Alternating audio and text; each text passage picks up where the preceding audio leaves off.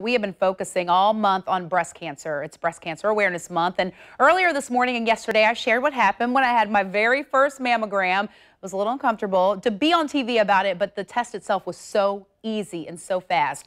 It is the most common cancer in women. In the most recent research from 2013, more than 230,000 women were diagnosed with breast cancer. So we want to talk more about this. Joining me now, medical oncologist Dr. Jennifer Crozier. She's with Baptist MD Anderson Cancer Center, where I got my test. And, I first have to say, everybody was just so kind. They make you feel so comfortable because it's an uncomfortable moment. You're exposed. Someone's going to be handling your breast. But in the end, it doesn't hurt.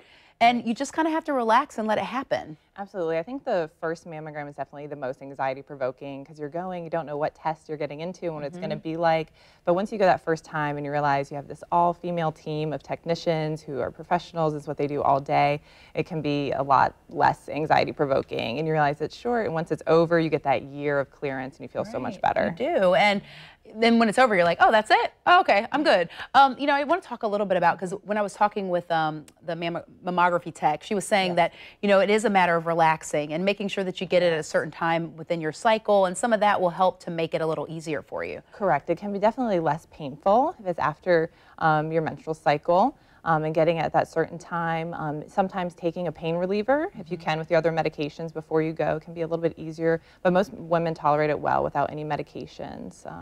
And it's covered by insurance. Absolutely. I mean, and if you don't have insurance, there's a lot of support out there and resources that you can get it done for free. Right. Talk about the importance and what it really does detect, because it is kind of scary. I mean, there are some false positives. You see something and then you may have to go a step further to make sure that it's something or nothing. Correct, absolutely. So getting the screening mammogram, it's key to start getting that at age 40 to get it every year. The benefit is we can catch breast cancers earlier. So when they're at an earlier stage, they're contained in the breast, they haven't spread, and when we find it at that earlier stage, we're able to cure over 90% of these patients. So finding it before you're able to actually feel it on exam is even better. And we, it's in different stages. So my mom was diagnosed in her 70s at stage 0.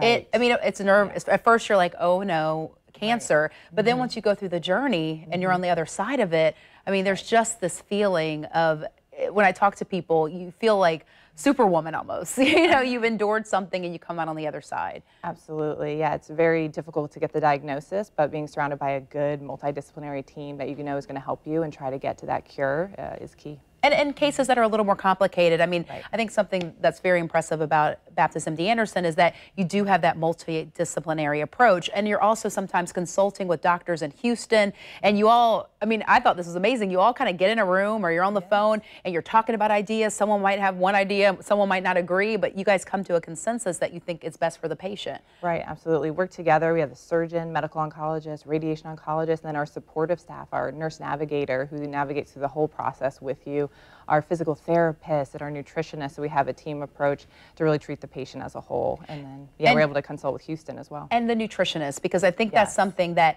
when we think about cancer, we're like, what can we do? It may be hereditary, it may be whatever, it may just be chance, but there are things that we all can do to reduce our risk of cancer. Absolutely. So getting screening is key, getting your screening every year. But in addition to that, having a healthy weight, maintaining that by having a healthy diet full of fruits and vegetables and whole grains is key. And then maintaining physical activity above your baseline. So whatever that baseline is, whatever you're able to physically do, doing something above that every day.